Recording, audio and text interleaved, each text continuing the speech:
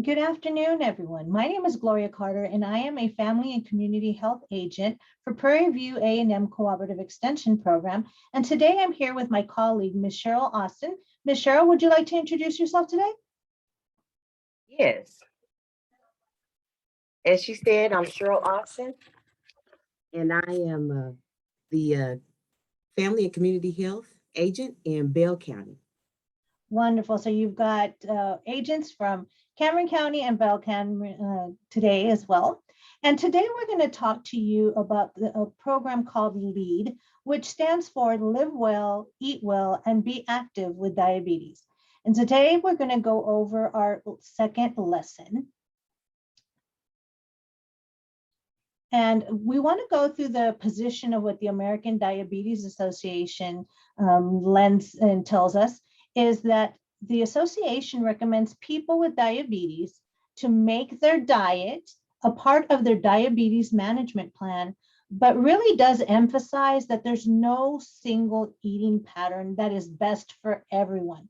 So in other words, there's not a one-size-fits-all eating pattern for people with diabetes. The American Diabetes Association recommends adults with diabetes to eat a variety of nutrient-dense foods in appropriate portion sizes as part of an eating plan that really does take into account individual preferences, culture, religious beliefs, traditions, and metabolic goals, such as weight loss, blood glucose, blood cholesterol and triglycerides, and blood pressure. Again, this is all from the American Diabetes Association's recommendations. Today we're going to talk about meal planning, and some general meal planning tips that we have for you is one, to spread your carbohydrates out throughout the day. Don't eat them all in one sitting or at one meal. Also, keep your carbohydrate count about the same each day, and really to avoid skipping meals. Now, the American Association of Diabetes does recommend two planning methods. And one method would be the plate method. And on the American Diabetes Association website, this is referred to as create your plate. And then the other method is carbohydrate counting. And this is an alternative that's used for individuals who are on insulin. So today I'm going to talk about the plate method, and then my colleague Cheryl Austin will be talking about the carbohydrate counting. So we'll discuss the plate method first. Now, the plate method is really an easy way to plan your meals and keep carbohydrates, which are starches, intake about the same at mealtime. The plate method is really effective for managing diabetes as well as for losing weight. The plate method is really simple, and it doesn't require any special tools or counting, right? So that's always great news when we don't have to spend extra money to purchase things or have to keep, counting every single thing that we eat at all times. So that's really encouraging, right? To know that it's a safe way and a safe method, an easy method to intake your meals. So the easy steps for the plate method. With the plate method, you can choose the foods that you want, just change the portions. So what you're going to want to concentrate on is larger portions of non-starchy vegetables and smaller portions of starchy foods and meats. Once you've changed your portions, you can work on making healthier food choices from there on. You can also refer to the American Diabetes Association and Academy of Nutrition and Dietetics. They have resources called Choose Your Foods and Plan Your Meals. And they also have a guide to planning meals for people with diabetes. And feel free to peruse www.diabetes.org or www.eatright.org. So let's go into the plate method just a little bit further. The first step for the plate method is going to make sure that you're using the right size of plates, bowls, and glasses. So for your plate, you're going to want a 9-inch plate. And so this right here in front of you that you see in the camera, this is a 9-inch, right? And so if in doubt, you could always get a ruler, and then just measure out your plate from edge to edge. And you will see with my ruler that it is 9 inches long. So let me go ahead and put there. It is 9 inches wide right there. So that's a good way. Most of the time when we purchase our items, our plates, utensils, bowls, the measurements are on the box, but we tend to not really pay attention to that. But now with the plate method, we do want to pay more attention to that. Now with your bowls, a regular bowl should hold about a cup of soup, a cup of oatmeal. And so let me show you 2 bowls that I have here. We have a regular bowl and a small bowl that I have here. And if you look at these side by side, you would say that this one here looks bigger than this one, right? Well, remember, sometimes things are deceiving to our eyes. So the one that seemingly looked larger was this bowl. And this actually is a bowl, a small bowl that holds half a cup. And the one that looked smaller actually holds 1 cup. So when you really start to look at them a little bit more in detail, what we'll notice is that one, do you notice that one's a little bit deeper than the other? So you really want to be able to measure out your portions with a measuring cup so that you know. Another thing is, like, say you don't have a measuring cup, you want to make sure that you look at your portion size too, right? So let's see, one, the half a cup is shorter, right? It's not as thick as the 1 cup. So this is going to, the half a cup is going to be maybe like a 1/2 inch in depth, whereas the whole cup is more about 1.5 inches in depth. So just to keep it simple, buy yourself, purchase some bowls that you know how much fits in there. And also another thing that I use and that I recommend from our participants is using your fist. Your fist is about 1 cup. So this is a good guide when you don't have any measuring tools with you. You could use that as well. Now, with regard to your milk, we do want to recommend having low fat or fat-free milk, but you want to use a milk glass that holds about 1 cup, which would be this size right here. And then a juice glass would be even smaller and hold half a cup. So those are the easy methods. So remember, your plate, 9 inches, a regular bowl would be for 1 cup, a small bowl would be for half a cup, your milk glass would be for 1 whole cup. Wonderful. Thank you for listening to that portion, right? And if you have questions, please feel free to email us and ask us. We're here to help you. Now, let's look at each meal individually. So let's start out with, what can we have for breakfast using the plate method? How can we go about making that plate? So this is an example, if you see here on your screen, of what your plate should look like for breakfast. So for breakfast, we recommend using half of the plate. So in general, food should be about that 1/2 inch to 1 inch high on your plate. So what we don't want to do is go by our smaller 9-inch plate and then pile on high the food, right? So make sure that your food is just about 1/2 inch to 1 inch high on the plate, depending upon the type of food. And things that we recommend for breakfast would be to put the starchy foods on 1/4 of the plate. So you'll notice on the screen, on the slide, that your starch is 1/4 of the plate. You see that it's going to be smaller than your protein. Put your lean protein on the other 1/4 of the plate. So they're almost like half and half. You know, they would comprise half of your plate, right? So 1/4 protein, 1/4 of starch, okay? Now remember, starch includes starchy vegetables and cooked beans, peas, and lentils. And protein also includes cheese. And these sources come from the American Diabetes Association and the Academy of Nutrition and Dietetics. Now, how about your beverage, right? Your beverages and fruit for your breakfast. So for a fruit and milk at breakfast, add a fruit. You could have an apple. As you see on the screen, you can have a small banana or an orange. So that's what you can include for your fruits. Those are some recommendations.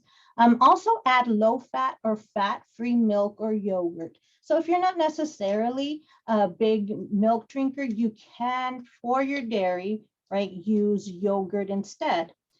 There are different types of foods that are in milk. So remember that cheese is a source of calcium, but compositionally, it's more like a protein because there's more fat and no carbohydrates. So remember, this is more of a factor with carbohydrate counting, which Ms. Austin is going to talk to you about in just a moment. But remember, when in doubt, choose low fat. Let's go on to our next screen. All right, so when we're thinking about fats and beverages at breakfast, remember to limit your added fats, make it just small amounts, and choose healthy fats, right? You could choose healthy fats such as avocado is a good one. You can also add low calorie and low sugar beverages such as water, unsweetened tea, or coffee. You can pick additional beverages that are sugar-free or low in sugar as well. Now, moving on to our lunch and dinner plate, put the non-starchy vegetables, as you see here on the screen, on the other half of the plate. Now, you can use different types of non-starchy vegetables, such as spinach, carrots, lettuce, greens, cabbage, and bok choy. Green beans are also a great option, as are broccoli, cauliflower, and tomatoes. If you prefer your vegetables liquefied, you could have a vegetable juice, low sodium, of course, or salsa, onion, cucumbers are all wonderful non-starchy vegetables to choose from.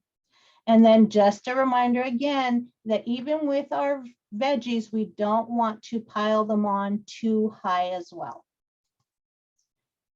Still staying on our lunch and dinner plate, we want to put starchy foods on just a quarter of the plate. So if you notice on the screen, you'll see that, right? Just like in breakfast, we want just a quarter of the plate to be the starchy foods. Now, the starchy foods, again, could be cooked beans, peas, and lentils fall in that group. But you also can use whole grain breads, such as whole wheat or rye. Anything that's whole grain, high fiber cereal counts as a starchy food as well. Cooked cereal, such as the oatmeal and grits, hominy, and cream of wheat, that also falls there. Tortillas and pasta and rice. We know our grains pretty well, don't we? And don't forget about potatoes. Those are starchy, the peas and the corn, sweet potatoes, those as well. Now, continuing on with our lunch and dinner plate, you want to put your protein now on the other quarter of the plate. So again, with just a reminder that our cheeses are in the protein group because again, compositionally, they are more like a protein. They have more fat and no carbohydrates. And remember that there's also different kinds of low, medium, and high fat protein foods. And in addition, if a protein food is coated, so if you're having maybe a breaded chicken breast, for instance, remember that is going to add some carbohydrates. So for instance, even chicken nuggets, right? So anything that is coated is going to provide some kind of carbohydrate. But good options for our proteins would be chicken or turkey without skin. Fish such as tuna, salmon, cod, or catfish are also great options. Other seafood such as shrimp and clams, oysters, crabs, or mussels are also good options. And any lean cut of beef and pork such as sirloin or pork loin are also good protein options. And let's not forget about tofu, eggs, and low-fat cheese are also great, wonderful options for your proteins. Now, what about snacks and desserts, right? We can't leave those out. Well, we need to make sure that you talk to your doctor and or your dietitian about including snacks and desserts. How to include desserts will be discussed in a later lesson as well. So with that being said, thank you so much for listening in on my portion of today's presentation on using the plate method. Again, get started, work on those portion sizes as we mentioned at the beginning. And then once you've got your portions down, then you can move on to making healthier choices for you. And now I'm going to go ahead and pass on the mic to my colleague, Ms. Cheryl Austin, who's going to talk to you about carbohydrate counting. All right, so carbohydrate counting is just, again, another method for meal planning for people with diabetes. And it's basically just counting your carbs for the day to ensure that, just as Gloria mentioned earlier, we're eating about the same amount of carbohydrates at the same time each day. And it works well with the plate method. So here's an example. If you have your plate there, and for this example, let's say you had 1 to 2 starch choices. So that would equal about 15 to 30 grams of carbohydrate. And then you had 1 fruit choice and 1 milk choice, giving you 15 grams of carbohydrate each. That would give you a total of 45 to 60 grams of carbohydrate in that particular meal. Next slide, please. Another example of using carbohydrate counting with the plate method. In this example, you may have taken 3 non-starchy vegetable choices. And that's why it's actually good to eat more of the non-starchy vegetable choices, because you get more bang for the buck in a sense. They're only worth about 5 grams of carbohydrate each. And so you can eat more of that, as just like you see there on the plate, a half a plate with the non-starchy vegetables. So in this example, let's say you had 3, and that would give you between 15 to 30 grams, depending on what was on there. 1 starch choice, 15 grams, 1 fruit choice, and 1 milk choice, all 15 grams apiece. In that particular meal, that would give you 16 grams of carbohydrate. So what is carbohydrate counting? Again, it is just counting up your carbs for the whole day to make sure that you are eating about the same amount of carbohydrates around the same time each day. Just like our children and we ourselves as adults do really good with routine, our bodies do better with routine as well. For the person with diabetes, it likes to have that routine of the same amount of carbs around the same time each day, so we don't have these spikes of our blood sugar going up and down. And the amount of carbohydrate that we need is very individual. There's so many different factors that can play a part into that. How much physical activity you're getting, what type of medications you're on. So that's a conversation that you would want to have with your doctor or someone on your healthcare team to find out how many carbs you can have in a day. But the American Diabetes Association states that a place to start is about 45 to 16 grams, 45 to 60 grams of carbohydrate at a meal. And again, you may need more or less depending on where you are in your personal management of diabetes. So we can start with counting our carbs by using food labels. Food labels are good for anybody, whether you have diabetes or not. The first thing that you want to look at on the label is the serving size.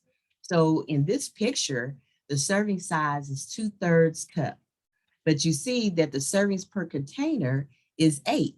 So if we eat everything in that whole food item, we've actually had 8 servings instead of 1. So our serving size is a 2/3 cup. That's where we start. So everything else on that label is going to tell us what we're getting in 2/3 cup. So we're getting 230 calories in 2/3 cup of whatever that food item is. We're getting 6 grams or 8 grams of total fat in that 2/3 cup. So for a person with diabetes, you want to look at that total carbohydrate number. On here, it's 37 grams. So this would actually equal around 2.5 carbohydrate choices if you had 2/3 cup of whatever this food item is. So we're going to pay attention to serving size, servings per container, and grams of total carbohydrate. All right, measuring the carbohydrate in our food. You can measure by grams as far as counting your carbs. You can measure by grams, or you can do it by carbohydrate choices. And you can Google food lists, and we'll talk a little bit later about using technology, different apps that you can use that tell you how much carbohydrate is in different foods, or reading your food labels.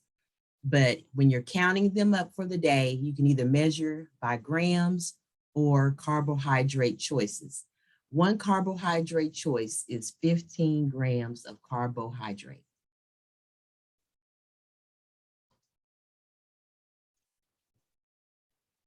So for the next few slides, we're going to just give examples of how much carbohydrate is in different types of food.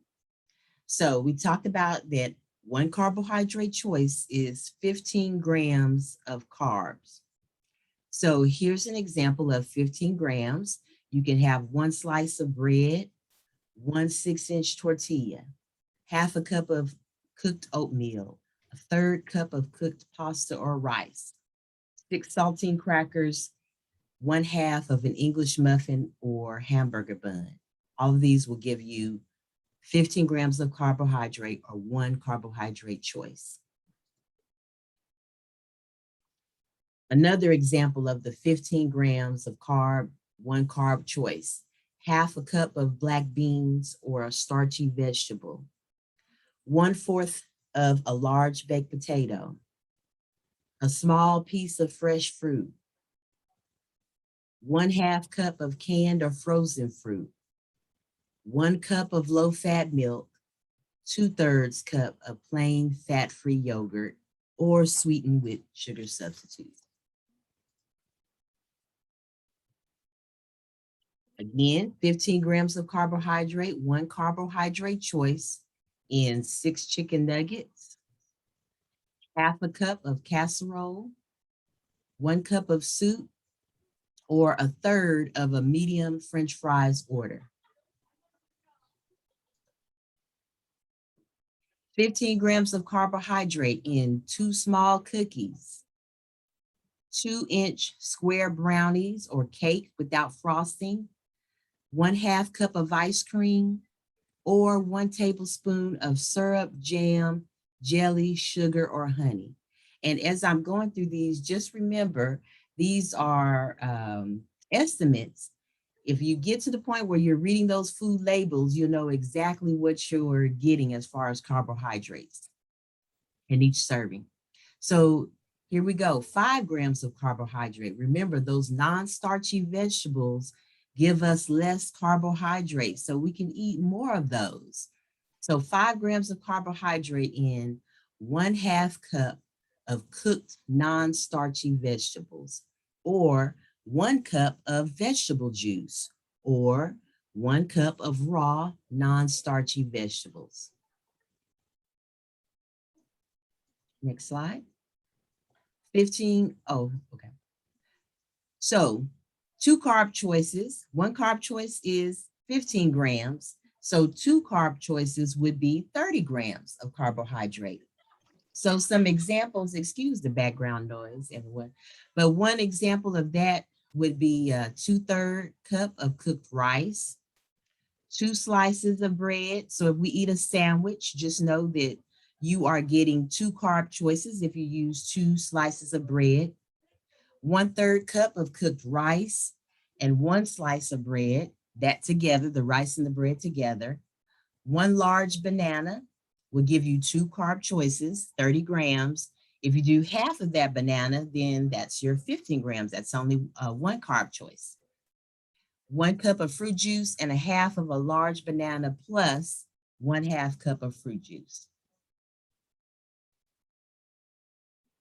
All right, 3 carb choices is the same as 45 grams of carbohydrate. So that might be 1 cup of cooked rice, 1 medium-sized bagel, or 1 small piece of fruit plus 2 slices of bread. What about sweets? So a lot of times we think that, well, if I have diabetes, I have to rule out sweets. That's not necessarily true. Talk to your doctor, your dietitian, someone on your healthcare team, diabetes educator, and they can show you how to incorporate those sweets into your meal plan. It's okay once in a while, but we have to count them as a carbohydrate. So some examples of 15 grams, 1 carb choice of carbohydrate would be 2 inches of unfrosted cake, because if we add that frosting, then that's going to be more carbohydrate. That's more sugar added. 1 starch choice, 1 fruit choice, 1 milk choice are all going to give you 15 grams of carbohydrate. Okay, and you can go ahead to the next slide to just talk a little bit about technology and carbohydrate counting. Again, there are plenty of apps out there. You can Google and look for lists on the internet. They give you your different food choices. They list out your food choices and how much carbohydrate is in that choice. So it's not for us to basically promote particular apps, but I always go to the American Diabetes Association first for any information that I need in reference to diabetes.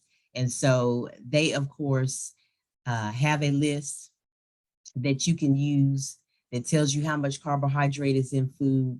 Also, I believe cdc.gov has a food list that you can use as well that tells you how much carbohydrate is in the certain foods that you're eating. But just know that that is an option there to use technology. And that is it. Again, if you have any questions of us, you can email myself, Cheryl Austin, slaustin@pvamu.edu, or Miss Gloria Carter, if you want to give your email. Yes, you can email me, Gloria Carter, at GECarter, that's GECARTER, at pvamu.edu. And we just thank you all for listening to this session, and we hope that you enjoyed it. Have a great day.